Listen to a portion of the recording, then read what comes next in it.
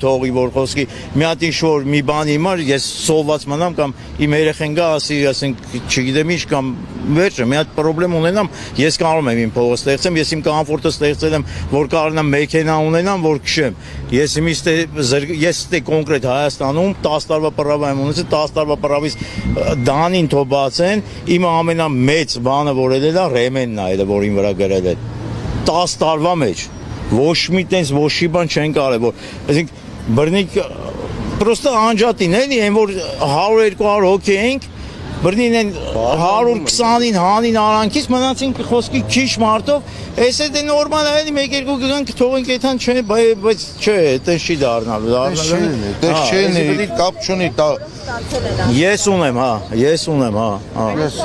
մերոնց չեն տվել նախդել Արցախից չեն տվել մտելա մուծելա գնացելա վերցրելա նորմալ է Հայաստանում զրկվածներին տալու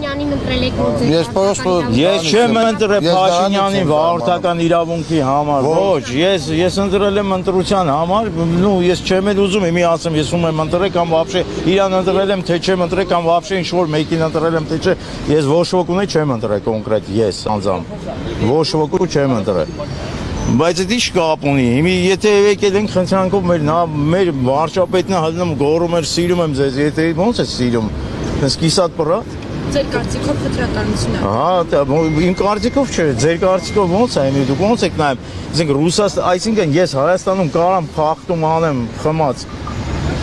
Ասենք մի տարի հետո եթե իմ պարավեն վերցեմ, Ռուսաստանում ավելի խիստ եք պատժում, որ Ռուսաստանում դուք կոնկրետ չգիտեք էլ դա ճիշտ է, թե չէ, կամ ես դե դատա որոնցի բռնեցին տան բան, դատերի վաղ այդ բանին, քրեական գործ որ բացում են։ Դատավորին ասում եմ,